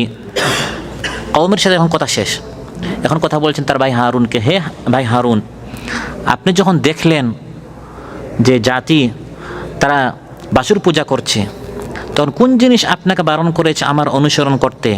আপনি কি আমার হুকুম অমান্য করেছেন? আপনি কেন তাদেরকে নিষেধ করেন নাই বাছুর পূজা করা যাবে না? আপনার সামনে দুটো অপশন ছিল, যারা বাছুর পূজা করছে তাদের বিরুদ্ধে আপনি লড়াই করতেন, আপনার সাথে যারা ইমানদার আছে আপনারা একমত হয়ে ওই বাছুর পূজারীদের বিরুদ্ধে কী করা দরকার ছিল? জিহাদ করা দরকার ছিল। আরেকটা অপশন ছিল যে আপনি দ্রুত তুর পাহাড়ে গিয়ে আমাকে খবর দিতেন, তাহলে আমি দ্রুত এখানে এসে যতটা ক্ষতি হয়েছে এতটা হতো না, এর আগেই এর একটা সমাধান হয়ে যেত। এই কথাটা কে কাকে বলছে? মূসা আলাইহিস সালাম হারুন আলাইহিস সালামকে বলছেন, আফা আসাইতা আমরি, আপনি কি আমার নির্দেশ অমান্য করেছেন? আমি না যাওয়ার সময় আপনাকে বললাম উখলুফনি ও আসলিহ ওয়ালা তাত্তাবি সাবিলাল মুফসিদিন, সুন্দরভাবে আপনি ভালো করে দেখবেন, আপনি এই কাজটা কেন করলেন না? মূসা আলাইহিস সালাম নিজ জাতিকে শিরকের পাপে ভ্রষ্ট হতে দেখে অত্যন্ত ক্রোধান্বিত ছিলেন এবং তিনি বুঝেছিলেন যে হয়তোবা তার ভাই হারুন, যাকে তিনি প্রতিনিধি রূপে রেখে গিয়েছিলেন, তারও কিছু অবহেলা এবং শৈথিল্য আছে। এটা কে ভেবেছিলেন? মূসা আলাইহিস সালাম। যার কারণে অত্যন্ত ক্রোধের সাথে হারুন আলাইহিস সালামের দাড়ি এবং চুল ধরে তিনি টান মেরে জিজ্ঞাসা করলেন। মূসা আলাইহিস সালাম সৃষ্টিগতভাবে আমাদের হযরত ওমরের মতো ছিলেন, হকের বিষয়ে কী ছিলেন? শক্ত ছিলেন, এমনি তিনি রাগ করতেন না, কিন্তু হকের বিষয়ে সত্যের বিষয়ে তিনি খুব গরম ছিলেন। তিনি তার ভাই হারুনের দাড়ি এবং চুল ধরে টেনে তিনি বলা শুরু করলেন, ও আলকাল আলওয়াহ, তার হাতে যে তাওরাত ছিল তাওরাতটা ফেলে দিয়ে, ও আখাযা বিরাসি আখিহি ইয়াজুরুহু ইলাই, তার দিকে টান মেরে তিনি তাকে বলতে লাগলেন যে হে ভাই হারুন, তারা বাস্তুর পূজা করা কেন শুরু করলো এবং তুমি কি করলে? যার ফলে হারুন আলাইহিস সালাম তিনি তার ভাই মূসা আলাইহিস সালামকে এত কঠোরতা প্রদর্শন না করতে আবেদন জানালেন। ভাই, কালা ইয়া বিনা উম্মা, হে আমার মায়ের ছেলে, বলেন না হে মূসা, বরং তাকে আপন করে নেওয়ার জন্য, তার রাগটা কমানোর জন্য বলেন হে আমার মায়ের ছেলে, মানে আপনি আমার শত্রু না, আমার আপনার মা একজন, হে আমার মায়ের ছেলে, লা তাখুয বিলিহিয়াতি ওয়ালা বিরাসি, আমার দাড়ি বা আমার চুল ধরে আপনি টান মারবেন না, আমার ওজর আছে, একটু আমার কথাটা আপনি শুনেন। ইন্নী খাশিতু আন তাকুলা ফাররাকতা বাইনা বানি ইসরাঈল ওয়া লাম তারকুব কাওলি, তিনি বললেন হে ভাই মূসা, আমার ভয় ছিল, আপনি বলছেন দুইটা কাজ করতে, আমি তুর পাহাড়ে গিয়ে দ্রুত আপনাকে কেন জানালাম না, বা তুর পাহাড়ে না গিয়ে আমি সঙ্গে সঙ্গে যারা বাস্তুর পূজা করেছে আমি তাদের বিরুদ্ধে কেন কি করি নাই, জিহাদ করি নাই। আমি এই দুইটা কাজ এর জন্য করি নাই, কারণ তুর পাহাড়ে যদি আমি যাই তখন এই দিকে পরিস্থিতি আরও খারাপ হবে। যারা সামিরির পক্ষ তারা যখন দেখবে যে যারা আল্লাহর ইবাদত করছে তাদের আমিরই নাই, তখন তারা সহজে সবাইকে মুশরিক বানিয়ে ফেলবে, পরিস্থিতি আরও খারাপ হবে। তখন তুমি এসে আমাকে আরও কঠোরভাবে ধরবে যে তুমি এরকম কোনো রাখাল না রেখে, দায়িত্বশীল না রেখে তুমি এভাবে কীভাবে চলে গেলে। আর যদি আমি জিহাদ করতাম তখন একবারে গৃহযুদ্ধ লেগে যেত। এত সুন্দর সুশৃঙ্খলভাবে তুমি একটা সংগঠন, একটা দল মিশর থেকে এনে সাজিয়ে গুজিয়ে এখানে তুমি রেখে তুর পাহাড়ে গিয়েছ, এসে যদি দেখো যে আমি এভাবে দুই দলের মধ্যে যুদ্ধ চলছে, তখন পুরা দুষ্টা তুমি তখন আমার উপর ফেলতে।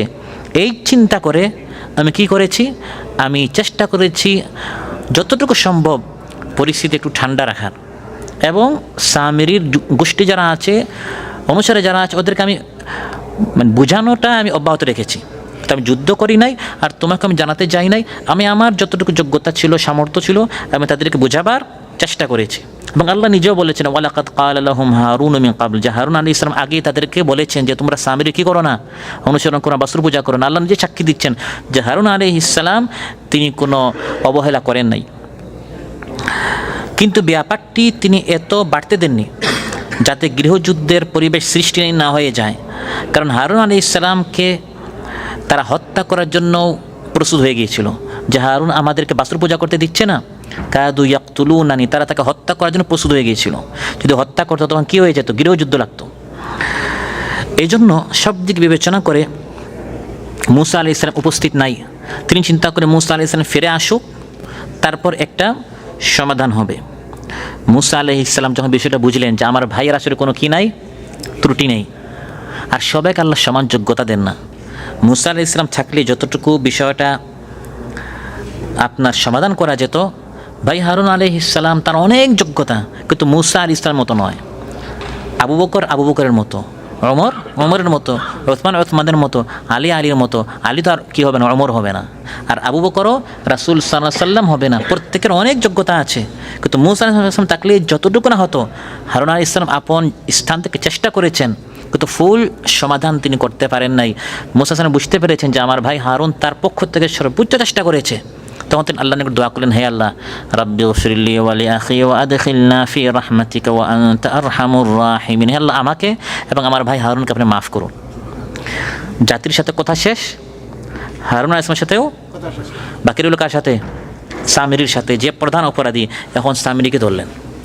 ক্বালা ফামা খাতুবুকা ইয়া সামিরি, হে সামিরি তুই বল, তুই এই কাজটা কেন করলি? একটা জাতি সুশৃঙ্খল ছিল, সুন্দর ছিল, তাওহীদের উপর প্রতিষ্ঠিত ছিল।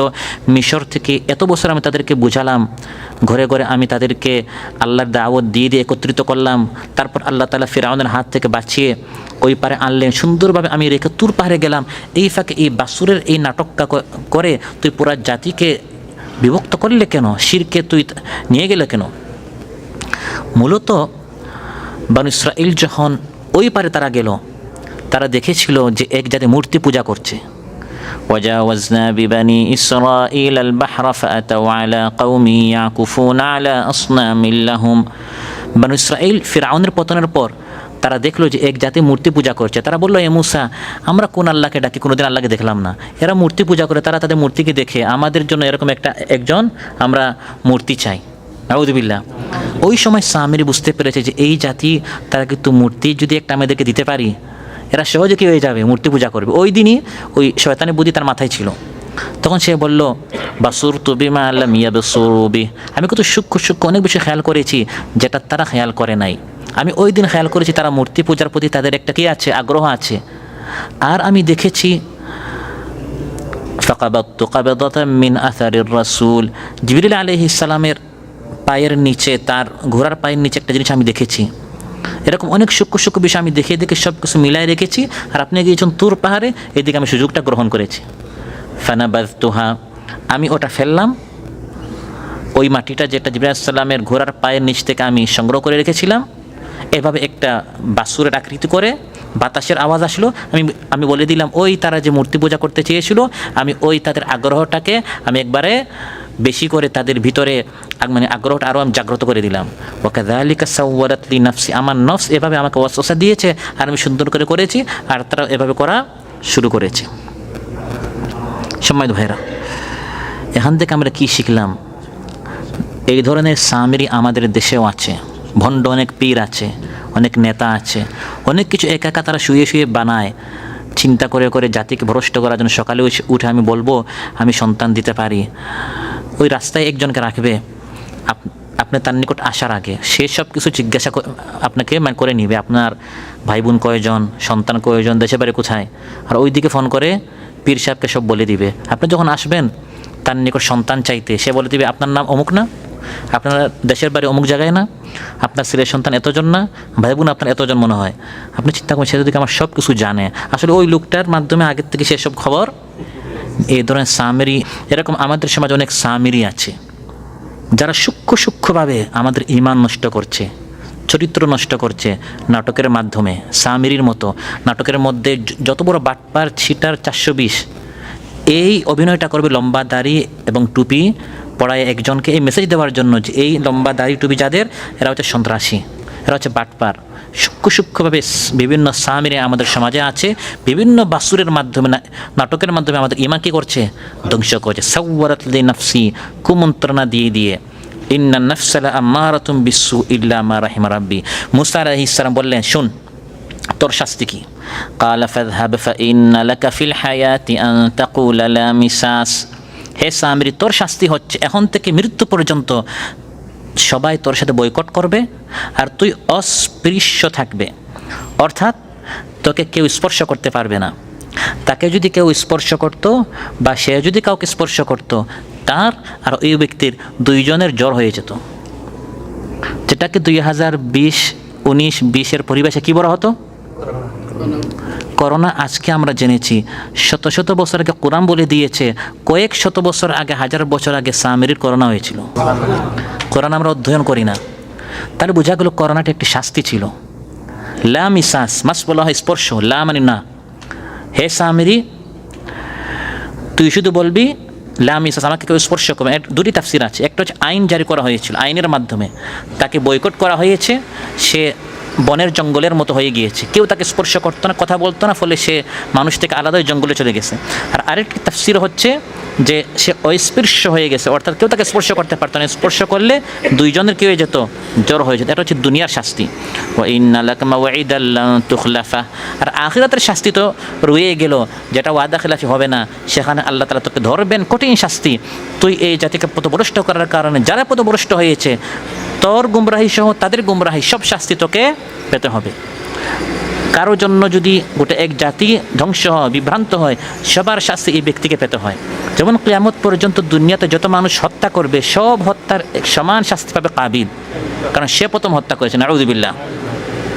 ওয়ানজুর ইলা ইলাহিকাল্লাযী যালতা আলাইহি আকিফা লানুহাররিকান্নাহু সুম্মা লানানসিফান্নাহু ফিল ইয়াম্মি নাসফা। আর দেখ, তোর এই বাসুর যেটাকে তুই বানিয়েছিস, যেটার নিকট তুই ইবাদত করতে, এটাকে আমি জ্বালিয়ে দিব। কি করব? জ্বালিয়ে দিব, তারপর এটাকে গুঁড়া গুঁড়া করে পানিতে ফেলে দিব, ছাই করে পানিতে ফেলে দিব। এখান থেকে বোঝা গেল শিরকের যত চিহ্ন আছে এই চিহ্নগুলো রাখা যাবে না, তার নাম নিশান অস্তিত্ব একবারে মিটিয়ে দিতে হবে। এই বাছুরটাকে মূসা আলাইহিস সালাম কী করেছেন?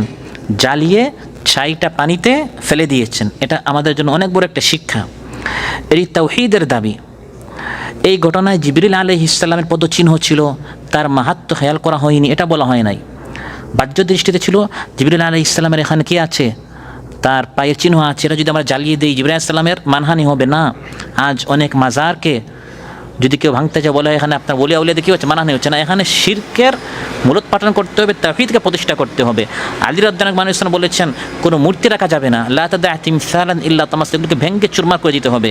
কিন্তু আগে ক্ষমতায় গিয়ে ইসলামী ক্ষমতার মাধ্যমে, এটা সরকারের মাধ্যমে এগুলো করতে হবে, যাতে করে মুসলিম সমাজে আল্লাহ তাআলা ছাড়া অন্য কারো ইবাদত করা না হয়। মূর্তিকে, ভাস্কর্যকে মুসলিম সমাজ থেকে উৎখাত করে ফেলতে হবে। এবং এই কাজটি ইব্রাহিম আলাইহিস সালাম করেছিলেন। নিজ হাত দ্বারা তিনি মূর্তিগুলো কী করেছেন? গড়েছেন না ভেঙেছেন? ভেঙেছেন। হাত দ্বারা মূর্তিগুলো ভাঙতে হবে, শিরক এর মূল একবারে উৎখাত করে ফেলতে হবে। সহিহ মুসলিমে এসেছে, রাসূল সাল্লাল্লাহু আলাইহি ওয়াসাল্লাম ইরশাদ করেন, মান রাআ মিনকুম মুনকারান ফালিয়ুগাইয়িরহু বিয়াদিহি, তোমাদের মধ্যে কেউ যদি কোনো অন্যায় দেখে সেটা যেন হাত দ্বারা সে রুখে দেয়। আর সবচেয়ে বড় অন্যায় জুলুম হচ্ছে আল্লাহর সাথে শিরিক করা। যতক্ষণ পর্যন্ত হাত দ্বারা এটাকে রুখে দেওয়ার শক্তি অর্জন না হবে ততক্ষণ পর্যন্ত জবান দ্বারা প্রতিবাদ জানাতে হবে, মানুষদেরকে বোঝাতে হবে যে মাবুদ হচ্ছেন একমাত্র আল্লাহ তাআলা, আল্লাহর সাথে কোনো ধরনের শিরিক করা যাবে না। কথা বলারও যদি সুযোগ না থাকে, কমপক্ষে দিল অন্তর দিয়ে বিভিন্ন প্ল্যান পরিকল্পনা নিতে হবে। আসমান আল্লাহর, জমিন আল্লাহর, এই পৃথিবীতে যেন আল্লাহর সাথে কোনো মূর্তিকে, কোনো ভাস্কর্যের পূজা করা না হয়। এবং এই বিষয়ে রাসূল সাল্লাল্লাহু আলাইহি সাল্লাম এবং পরবর্তী খলিফারা খুব শক্ত ছিলেন, শিরকের বিষয়ে কোনো ছাড় দেওয়া হয় নাই। তাবাকাত ইবনে সাদ এসেছে, ইমাম নাফি রাহিমাহুল্লাহ বলেন, কানান নাস ইয়াতুনা আশ-শাজারাতা আল্লাতী ইউকালু লাহা শাজারাতুর রিদওয়ান, মক্কাতুল মুকাররমার কাছে একটি গাছ আছে যেটাকে শাজারাতুর রিদওয়ান বলা হয়। এটার নিচে 1400 সাহাবা তারা মহানবী সাল্লাল্লাহু আলাইহি সাল্লামের হাতে বায়াত করেছিলেন, আমরা জিহাদ করব মৃত্যু পর্যন্ত, আমরা জিহাদ করব মৃত্যু পর্যন্ত। এই গাছটি, এর নিচে মহানবী সাল্লাল্লাহু আলাইহি সাল্লামের হাতে হাত রেখে 1400 জন সাহাবা যে বায়াত করেছেন, আল্লাহ আয়াত নাজিল করেছেন, লাকাদ রাদিয়াল্লাহু আনিল মুমিনিন ইয ইউবাইউনাকা তাহতাশ শাজারা, হে নবী, যে সকল সাহাবীরা এই গাছের নিচে আপনার হাতে হাত রেখে বায়াত করেছেন সবার উপর আল্লাহ রাজি খুশি সন্তুষ্ট হয়ে গেছেন। পরবর্তীতে মানুষ কি করলো? এই গাছের নিচে মহানবী সাল্লাল্লাহু আলাইহি ওয়াসাল্লাম হাতে হাত রেখে বায়াত করার কারণে মানুষ মনে করলো এই গাছের বরকত আছে। মানুষ দূর দূরান্ত থেকে এই গাছের নিচে এসে নামাজ পড়া শুরু করলো এবং এই গাছে ধরে তারা এরকম বরকত নেওয়ার চেষ্টা করা শুরু করলো। ওমর রাদিয়াল্লাহু আনহু, তার নিকট খবর আসলো মানুষ বিভিন্ন জায়গা থেকে বরকতের আশায় ওই গাছের নিচে যাচ্ছে, ওখানে গিয়ে তারা হাত দিয়ে বরকত নিচ্ছে, সেখানে গিয়ে মানুষ নামাজ পড়ছে। তাহলে আজ মানুষ সেখানে গিয়ে নামাজ পড়ছে আল্লাহর জন্য, 2-3 যুগ যাওয়ার পর মানুষ এই গাছের পূজা শুরু করবে, যেরকম বিভিন্ন জায়গায় পূজা শুরু হয়। আমার যখন তার নিকট এই খবরটি আসলো, আওয়াদাহুম ইয়া, সবাইকে সতর্ক করে দিলেন, গাছের নিচে বায়াত হয়েছে, এই জায়গাটি ঐতিহাসিক জায়গা, ঠিক আছে, কিন্তু এই জায়গার পূজা করা যাবে না, এই জায়গাকে একটি প্রতিমা, একটি মূর্তির মতো এই গাছকে গ্রহণ করা যাবে না। ও আমারা বিহা ফাকুতিআত, তিনি হুকুম করলেন এই গাছটাকে কেটে ফেলো। কত গুরুত্বপূর্ণ একটি গাছ, এই গাছের নিচে শাজারাতুর রিদওয়ান বলা হয়েছে, এমন গাছ যে গাছের নিচে যারা বায়াত করেছেন সবার উপর আল্লাহ তাআলা সন্তুষ্ট হয়ে গেছে। একটি ঐতিহাসিক বৃক্ষ ছিল, কিন্তু যেহেতু এখান থেকে শিরক শুরু হতে পারে, আজ মানুষ এখানে এসে আল্লাহর জন্য নামাজ পড়ছে, 2-3 প্রজন্ম যাওয়ার পর মানুষ সরাসরি গাছের পূজা শুরু করবে। এজন্য তিনি বললেন এই গাছটা কি করে ফেলো, কেটে ফেলো। তাহলে মূসা আলাইহিস সালাম যেরকম ওই বাসুরের ভাস্কর্য তিনি বলেছিলেন এটাকে জ্বালিয়ে দিব, এবং জ্বালিয়ে দিয়েছেন, সমুদ্রে তিনি এটার ছাই ফেলে দিয়েছেন, শিরকের কোনো নাম নিশানা রাখেননি। ওমর রাদিয়াল্লাহু আনহু সে একই কাজ করেছেন। গুরুত্বপূর্ণ একটি গাছ, এটার সম্পর্ক আল্লাহর নবীর সাথে, সাহাবীদের সাথে, বড়দের সাথে, আকাবিরদের সাথে, এটা তিনি বলেননি, বরং কেটে দিয়েছেন। যেরকম ওই বাসুরের সম্পর্ক হযরত জিবরিল আলাইহিস সালামের সাথে, কিন্তু কত বড় ওলি আউলিয়া বা নবী বা ফেরেশতার সাথে সম্পর্ক, এটা না দেখে যেহেতু আল্লাহর সাথে শিরিক করা হচ্ছে এই জন্য এটাকে কেটে দেওয়া হয়েছে।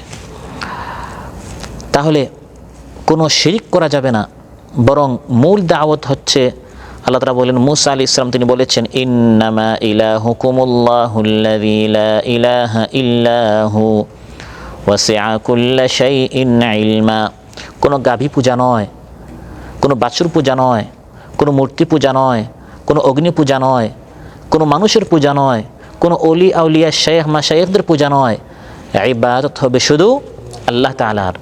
ইন্নামা ইলাহুকুমুল্লাহ, তোমাদের মাবুদ সত্য মাবুদ হচ্ছেন শুধুমাত্র আল্লাহ তাআলা, আল্লাযী লা ইলাহা ইল্লাহু, যিনি ব্যতীত সত্য কোনো মাবুদ নেই, তিনিই সত্য মাবুদ, শুধু তারই ইবাদত করতে হবে। কারণ ওয়াসিআ কুল্লা শাইইন ইলমা, সব কিছু তিনি জানেন। আল্লাহকে বাদ দিয়ে যাদের উপাসনা করা হচ্ছে, পূজা করা হচ্ছে, তারা জীবিত কোনো প্রাণী হলেও তারা কি জানে? তাদের জ্ঞান সীমিত।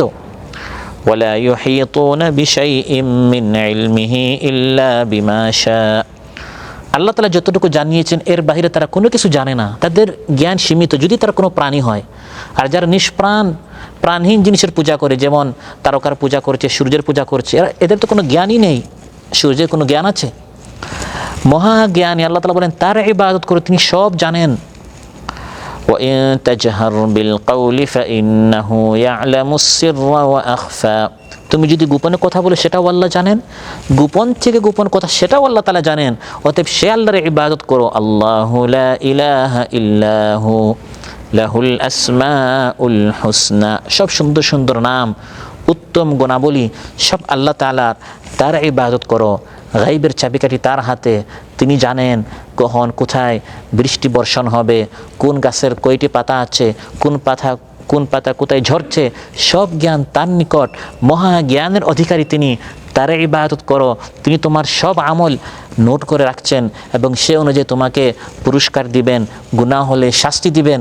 সেই রবের ইবাদত করো। সুবহানাল্লাহ।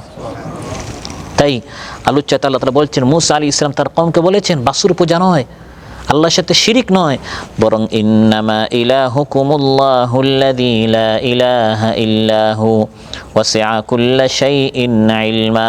মুসা আলাইহিস সালাম দাওয়াত দিয়েছেন তার কওমকে শুধু আল্লাহর ইবাদত করো, তিনি ব্যতীত কোনো সত্য মাবুদ নেই। তাওহীদের দিকে দাওয়াত দেয়া, শুধু আল্লাহর ইবাদত করতে হবে, এই দাওয়াত দেওয়া, এটা শুধু মুসা আলাইহিস সালামের দাওয়াত ছিল না, বরং এটা যুগে যুগে সব নবীদের দাওয়াত ছিল, বরং এটি আল্লাহর দাওয়াতও। কোরআনে কারীমের মূল দাওয়াত হচ্ছে মানব মণ্ডলীকে আমাদেরকে এই দাওয়াত দেওয়া যে হে মানব মণ্ডলী শুধু আল্লাহর ইবাদত করো। কোরআনে কারীমের 30 পারা 114টি সূরার সামারি, সারসংক্ষেপ। কেউ যদি বলে ভাই এই 30 পারার দাওয়াত আহ্বানের সারসংক্ষেপ কি? সারসংক্ষেপ হচ্ছে আল্লাহ তাআলা আমাদেরকে বলছেন যে ইবাদত শুধু আল্লাহর করো, যে কথাটি আল্লাহ তাআলা সূরাতুল বাকারার শুরুতে বলে দিয়েছেন ইয়া আইয়ুহান নাস, সকল মানব মণ্ডলীকে আল্লাহ তাআলা আহ্বান করছেন। এটি হচ্ছে আল কোরআনের প্রথম আহ্বান, প্রথম সম্বোধন। ইমানদারদেরকে, মুশরিকদেরকে, কাফিরদেরকে, মুনাফিকদেরকে সবাইকে সম্বোধন করে আল্লাহ তাআলা বলছেন ইয়া আইয়ুহান নাস, হে মানব মণ্ডলী, উবুদু রাব্বাকুমুল্লাযী খালাকাকুম ওয়াল্লাযীনা মিন ক্বাবলিকুম লাআল্লাকুম তাত্তাকুন, যে রব তোমাদেরকে সৃষ্টি করেছেন, তোমাদের আগের লোকদেরকে সৃষ্টি করেছেন, তার ইবাদত করো। সুবহানাল্লাহ। আল্লাহর দাওয়াত হচ্ছে আমরা যেন শুধু আল্লাহর ইবাদত করি, আল্লাহর সাথে কাউকে শরীক না করি। এবং এই দাওয়াত দেওয়ার জন্য যুগে যুগে আল্লাহ তাআলা নবীদেরকে পাঠিয়েছেন। রাসূল সাল্লাল্লাহু আলাইহি ওয়াসাল্লাম এই পৃথিবীতে এসে নিজের দিকে দাওয়াত দেন নাই, তার বংশ কুরাইশের দিকে দাওয়াত দেন নাই, তার এলাকা মক্কার দিকে বা তার গোত্র আরবের দিকে তিনি দাওয়াত দেন নাই, তার দলের দিকে, সংগঠনের দিকে তিনি দাওয়াত দেন নাই। তিনি দাওয়াত দিয়েছেন কার দিকে? ইয়া আইয়ুহান নাস, হে মানব সকল, কুলু লা ইলাহা ইল্লাল্লাহ তুফলিহু, বলো লা ইলাহা ইল্লাল্লাহ, কামিয়াব হবে, সফল হবে।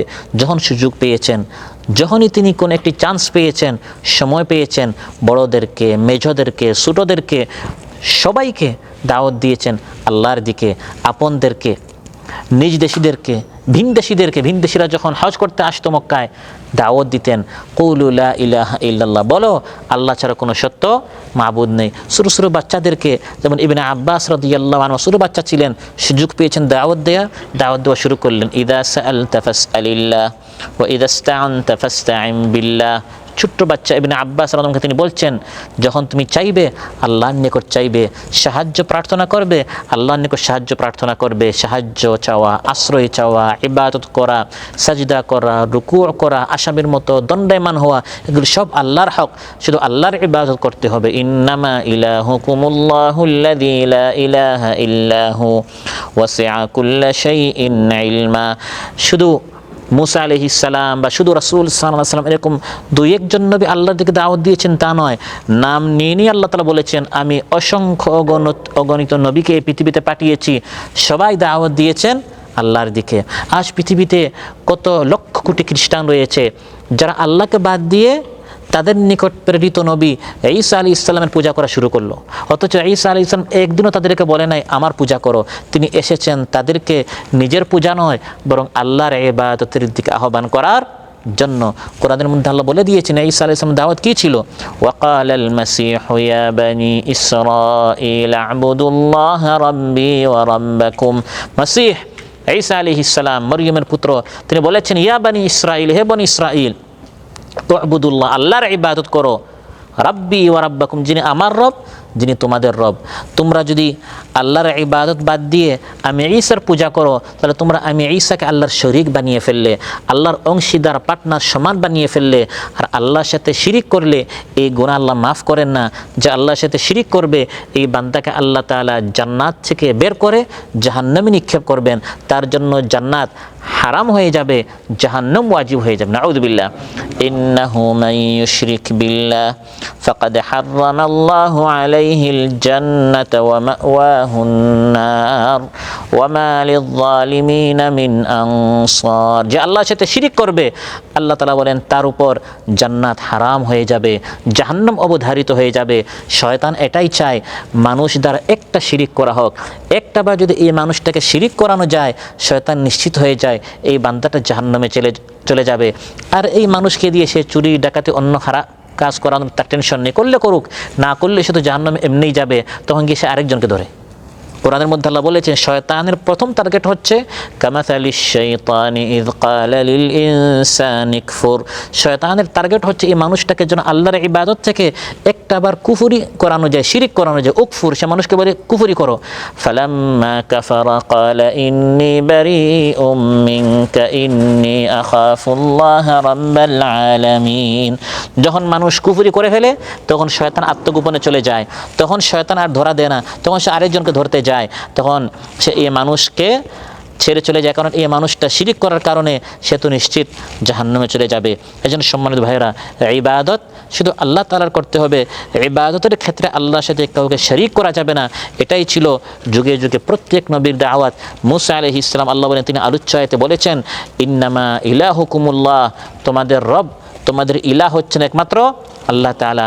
এই মুসা আলাইহিস সালামকে প্রথম যখন আল্লাহ তার প্রতি ওয়াহী নাজিল করলেন, প্রথম ওয়াহীটাই ছিল ওয়া আনা আখতারতুকা ফাসতামি' লিমা ইউহা ইন্নানি আনাল্লাহু লা ইলাহা ইল্লা আনা ফা'বুদনি ওয়া আকিমিস সালাতা লিযিকরি। হে মুসা, আমি তোমাকে ইখতিয়ার করেছি, ওয়াহী করেছি, ওয়াহী শোনো, নিশ্চয় আমি হচ্ছি আল্লাহ, আমার ইবাদত করো।